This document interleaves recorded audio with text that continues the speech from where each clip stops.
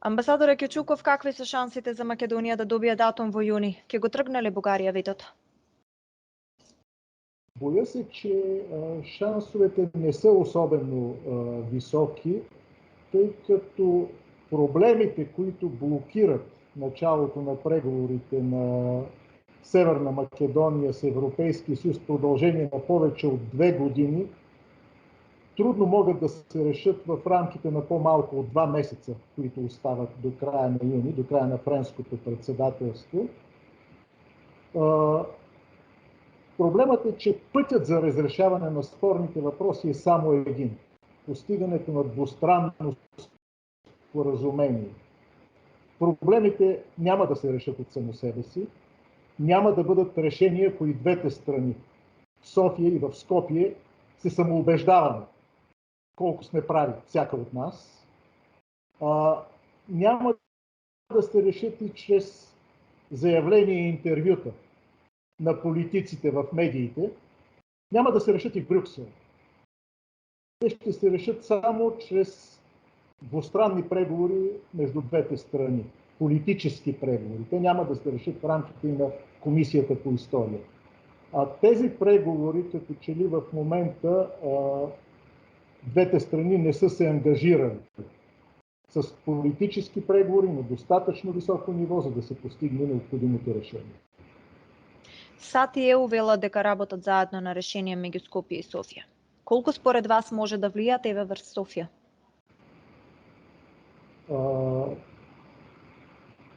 Проблемът е не в, дори аз не бих казал, че проблемът е в времето, а проблемът е в ангажирането в процеса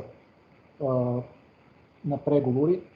Положително е, че има все пак диалог, че от няколко месеца насам има политически диалог, че се размразиха другите сфери на двустранно сътрудничество, включително в бизнеса, в транспорта, в инфраструктурата, и че двете правителства демонстрират желание за намиране на решение. Обаче има едно важно условие за постигането на това.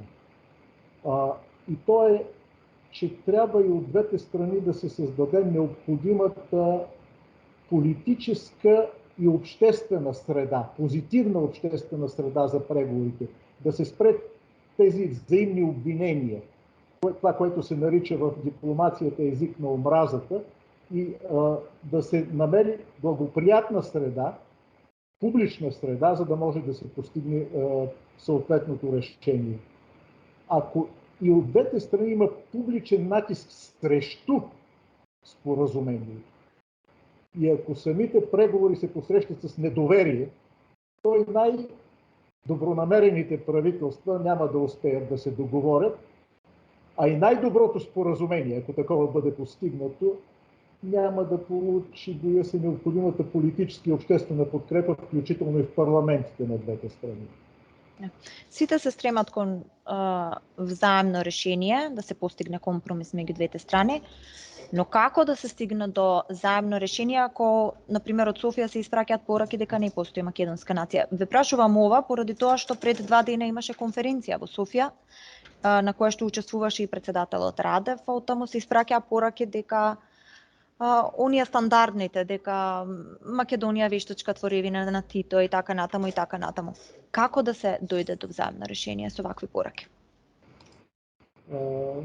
Има достатъчно ясно заявление, официално заявление от българска страна, че България не поставя под въпрос идентитета и език на Република Северна Македония.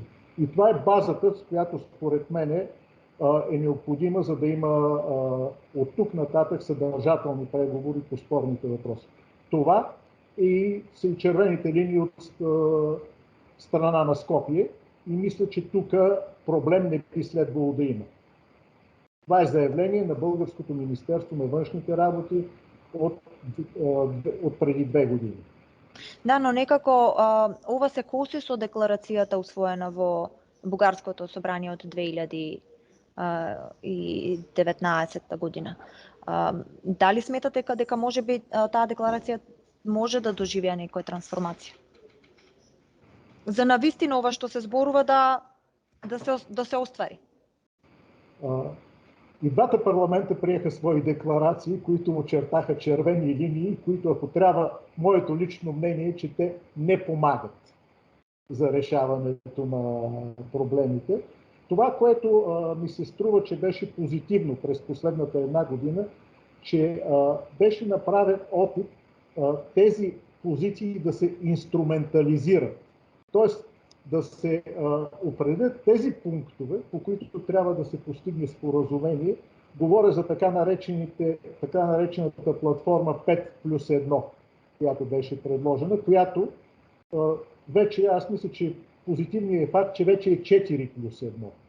Тоест, единия от спорните въпроси беше решен след нотата от македонска страна до ООН, която касае използването на краткото име на Република Северна Македония. Тоест, очевидно е, че когато има добра воля, може да се постигне бързо решение. Основният проблем тук е историята. Разбира се, всички знаем това, но за мен е ключов проблем тук е дефинирането на понятието обща история, което фигурира в договора за добросъседство между двете страни. Аз не съм привърженик на инвентаризацията на историческите личности. Не си представям как Комисията по история, дори да постигне пълно съгласие по всички въпроси, накрая ще фиксира своите договорености в, примерно, анекс към договора за добросъседство, който ще има две части. Наш комит, ваш комит. Тук става дума за нещо по-сериозно, според мен, когато се определи съдържанието и периода на понятието обща история, кога тя започва и кога тя свършва, тогава историческите личности сами по себе си ще попаднат в съответните периоди. И за мен, но това е политически въпрос. Той не е въпрос на Комисията по история, на експертната комисия. Така. Дали сметате дека ако не се постигне решение до јуни, во некој догледен период може да прерасне во замрзнат конфликт? Не, аз мисля, че рано или късно решение ще бъде постигнато и това е в интереси на двете страни. Днес тук изрично искам да подчертая, това не е само в интерес на Република Северна Македония да започне преговори.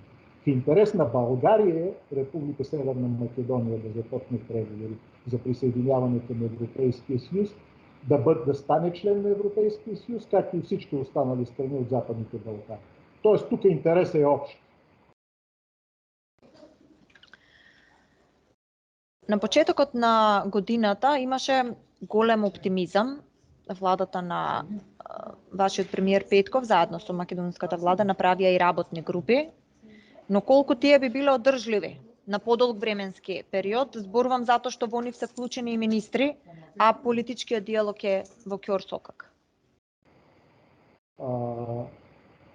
Аз мисля, че създаването на тези групи е позитивно, защото то показва, че отношенията между двете страни не са съсредоточени само и единствено по отношение на тези проблеми, свързани с Европейския съюз, че те са много по-богати и по-широки и те трябва да се развиват. И второ, че това създава тази благоприятна среда, която може да доведе до договореност по основния проблем в момента. Разбира се, тези работни групи не могат да подменят решаването на политическия проблем. Те трябва да вървят паралелно тези процеси.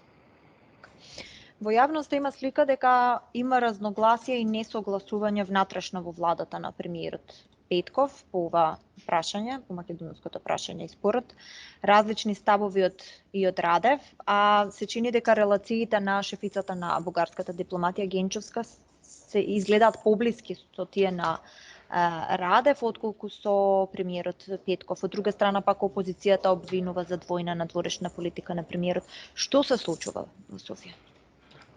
В България, както и в Северна Македония, това е един много емоционален проблем и цялата общественост и всички политически формации са ангажирани с него. Има различни мнения, но това, което е единно, аз бих казал, че тук няма разминаване и това беше потвърдено и от премиера, и от президента, включително и от външния министър, която беше заедно с тях двамата на посещение, че стремежът от българска страна е да се постигне договореност с Република Северна Македония, т.е.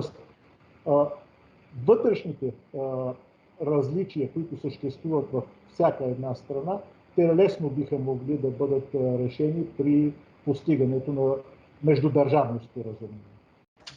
Во последниот период од Софија неофицијално стигнуваат пораки дека новата влада е на стаклени нозе. Какви се шансите Бугарија повторно да излезе на предвремени парламентарни избори ова лето или есен? Вътрешно-политически живот в България действително е много напрегнат в момента, но поне очакванията са за сега да няма предсрочни избори, най-малкото защото едни избори сега биха възпроизвели същата ситуация. Те няма да доведат до промяна и няма сериозна алтернатива на това управление. Тоест, независимо, че четирите партии са доста различни помежду си, по-скоро ако няма някакъв сериозен конфликт, това управление ще продължи.